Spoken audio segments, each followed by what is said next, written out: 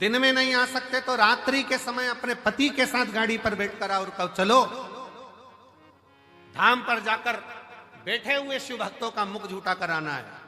कंकर शंकर की भूमि पर जाकर हमें भी देखना है एक बार कि रुद्राक्ष महोत्सव में मेरा बाबा क्या लुटाता है। हमको भी देखना है कि शंकर क्या दे, क्या प्रदान।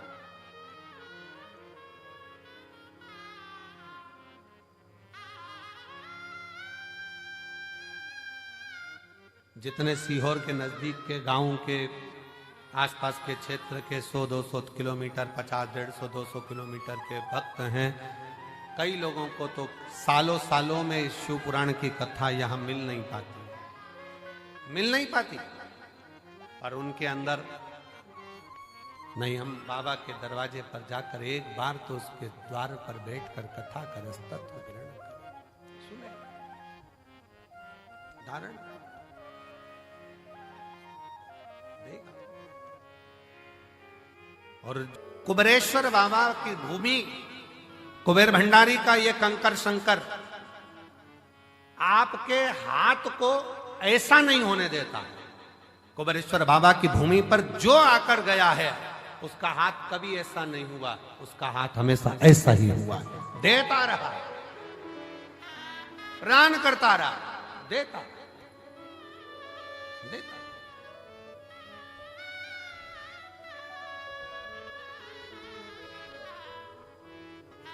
बस दिल से विश्वास के साथ उसको भजो, विश्वास के साथ।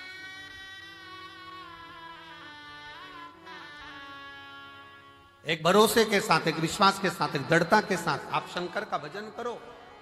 अपने भीतर का अहम, अपने भीतर का अहंकार, अपने भीतर का काम, अपने भीतर की आसक्ति, अपने भीतर की तृष्णा, अपने भीतर का लोभ, अपने भीतर की वासना, इन सबको त्याग दीजिए, सब छोड़।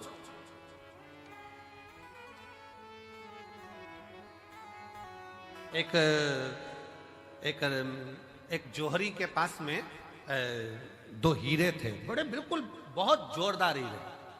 दो हीरे थे एक जौहरी के पास में और दोनों कीमत वाले थे, दोनों।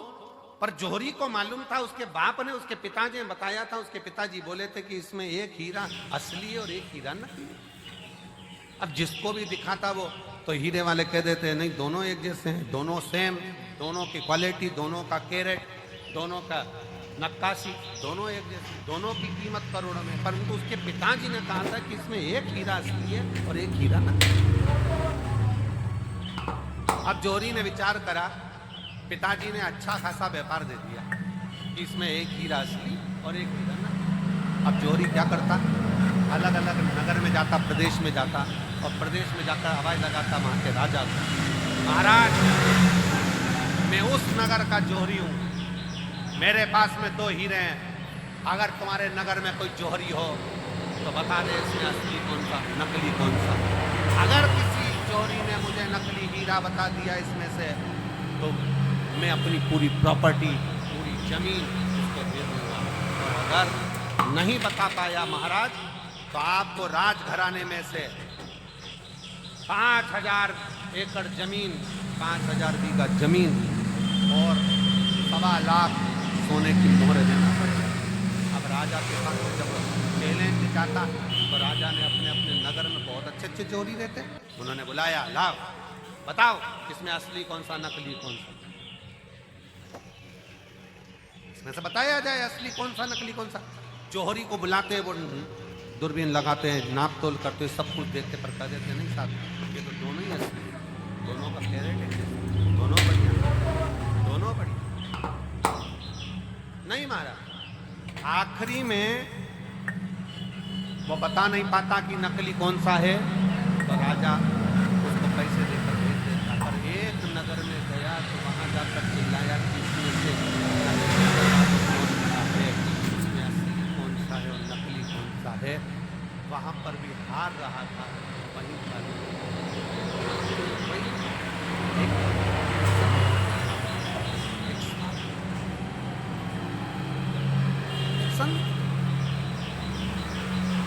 संत के पास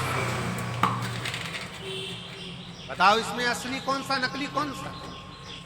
जौहरी हार गए, संत ने कहा महाराज आपसे निवेदन है कि इन हीरों को मुझे दिया जाए, मैं बता देता हूँ आधे घंटे के अंदर मैं आपको बता दूंगा। इतने में तो जोहरी ने मन में सोचा अभी तक इस हीरे की जांच केवल जोहरी कर रहे थे, पर आज हीरे की जांच करने के लिए संत आगे आ गए।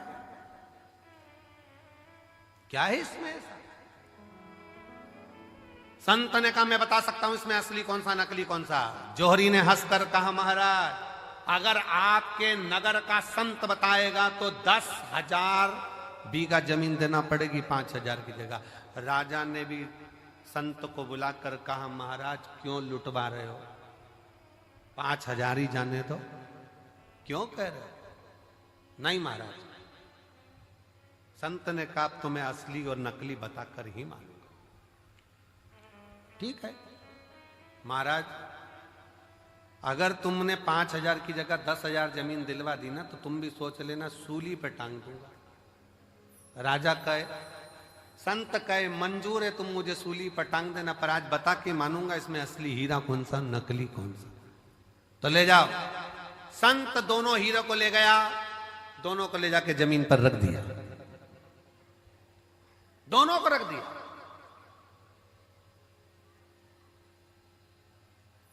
बैठ गए। 20 मिनट बाद उठकर गया संत, हीरा उठाया, दूसरा हीरा उठाया और राजा के हाथ में दे दिया। ये जो दूसरा हीरा है ना ये नकली है। जोहरी ने कहा तुम कैसे कह सकते हो कि ये असली और ये नकली है? संत ने कहा थोड़ी सी गर्मी पाकर जो गर्म हो जाता है वो कांच है, थोड़ी सी गर्मी पाकर भी जो ठंडा रहे वो हीरा है। धन की थोड़ी सी गर्मी पाई और गर्म हो गए तो मुझे जानता नहीं है, पहचानता नहीं है, मैं ये हूं मैं वो। कांच, काया की थोड़ी सी गर्मी मिल गई, मैं बड़ा सुंदर, मैं बड़ी सुंदर, मैं बड़ा सुंदर, बड़ी सुंदर। काया की गर्मी आ गई। बात बात में कह देना अपना चेहरा देख कर आ, चल अपना चेहरा देख कर आ। गर्मी कांच का टुकड़ा। धन की गर्मी, वैभव की गर्मी, सत्ता की गर्मी, जरा सी कुर्सी आई, पद मिल गया, प्रतिष्ठा मिल गई, कुर्सी मिल गई, सत्ता मिल गई, अहंकार में फूल गए सब।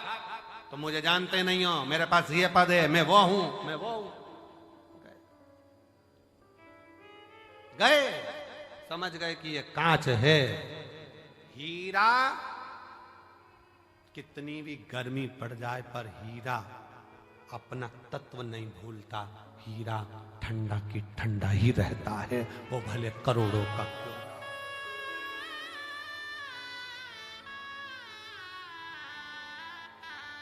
हीरा हीरा है, वो करोड़ों का है तो भी नहीं कहता मैं कितने का हूं। वो अपनी गर्मी सामने नहीं प्रस्तुत करता, वो अपनी ठंडकता देता है, अपने भीतर की ठंडकता देता है। आप कितने भी औहदे पर पहुंच जाओ, कितने बड़े पद पर पहुंच जाओ, कितनी बड़ी कुर्सी पर पहुंच जाओ, कितने बड़े अधिकारी बन जाओ, कितने बड़े मिनिस्टर बन जाओ, कितने बड़े मंत्री बन जाओ, कितने बड़े संतरी बन जाओ, कितनी भी पद पर पहुंच जाओ, पर याद रखना अगर ओरिजिनल हीरे होना, ओरिजिनल हीरे होना तो अपने को अंदर से तपाना मती, कूल रहना, ठंडे कूल। जरा सा वैभव आया, मकान बन गया, जोरदार बंगला बन गया, जोरदार गाड़ी आ गई और मालूम पड़ा किसी को गिने ही ना तो समझ लेना कांच का टुकड़ा है, थोड़े दिन का, हल्का सस्ता। समझ तुम देखो कई घर में बहुत, वैसे तो आजकल की जितनी बहुएं आती हैं, बेटियां आती हैं, वो ऐसा व्यवहार नहीं रखती हैं, पर पूर्व समय के बहुत सारी फिल्में जो बनती थी ना, पहले के समय में जो फिल्म बनती थी आप उसको देखना, उन फिल्मों में बहुआं आती थी और अपना रोल अदा करती थी और तुम मुझे जानती नहीं हो, जेठानी से कहे तुम काम करो मैं तो अप टू डेट, देवरानी से कहे तू कर मैं अप टू डेट। ये क्यों दिखाते थे? उसमें ये दिखाते थे कि गर्मी है, जो गर्म हो रहा है धन को देखकर, वैभव को देखकर, सत्ता को देखकर, अपने धन और वैभव, सत्ता, प्रतिष्ठा को देखकर जो गर्म हो रहा है वो कांच का टुकड़ा है, उसमें हीरापन नहीं है। हीरा वो होता है जो अपनी कीमत ही नहीं बोलता, वो अपनी कीमत बोलता ही नहीं। नम्रता उसकी कीमत, सहजता उसकी कीमत।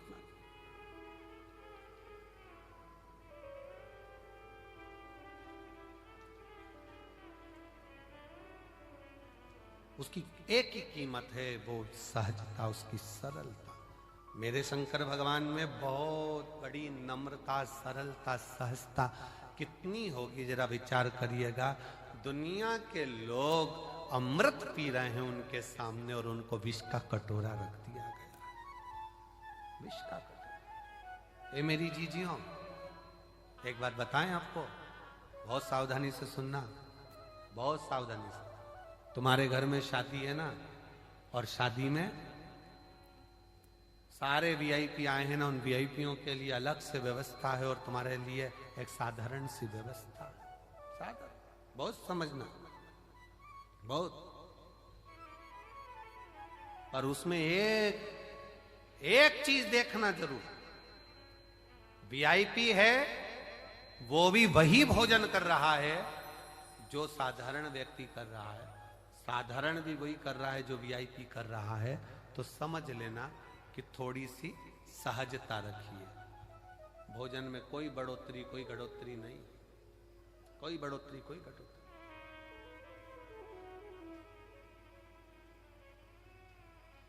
विवाह में आए, शादी में आए और अहंकारिता का शब्द का संबोधन तुम्हारे भीतर आ गया तो वो श्रेष्ठता नहीं। कांच गर्म हो जाता है, हीरा गर्म नहीं होता। हीरा की सस्ता है, कूल रहना, ठंडा रहना, सरल रहना। धन कितना भी बढ़ जाए, कितने बड़े भी वैभवपति बन जाओ, धनपति बन जाओ, सत्तापति बन जाओ, तुम्हारे पास में कुछ भी आ जाए, पर अपनी नम्रता को मत खोना। अपनी नम्रता। हमारे सीहोर के गांधी रोड पर रहने वाले श्री कमल जी झवर, एक बार उनके यहाँ भी अलम मध्य में जब सीहोर थे तो एक दिन कार्यक्रम के लिए वहां पहुंचे थे। झवर जी के, सुमित झवर के यहाँ कार्य था, वहां पहुंचे तो कमल झवर जी एक बात कह रहे थे कि गुरु जी, जब भी मेरा मन छोटा बनने का होता है ना, तो मेरी उम्र से जो बड़े हैं मैं उनके पास जाकर बैठ जाता हूं। जो मेरी उम्र से बड़े हैं मैं उनके पास जाकर बैठ जाता हूं। क्यों? मां के पास जाकर बैठोगे तो मां तुमको बच्चा ही समझेगी, और घर के बड़ों के पास जाकर बैठोगे तो वो तुम्हें गोलू ही समझेंगे। छोटा है, छोटा है, छोटा है। अपनी उम्र पत्नी के साथ बैठे हो तो भी तुमको ये महसूस हो सकता है अब थोड़ी उम्र बढ़ती चली जा रही है। अपने बच्चों को देखोगे तो ऐसा लगता है कि अब ये बड़े हो गए, हमारी उम्र घटती चली जा रही है। पर अपनी माँ के पास, अपने पिता के पास, अपने ताऊ के पास, अपनी ताई के पास, अपने गांव में, अपने नगर में, अपने शहर में रहने वाले बुजुर्गों के पास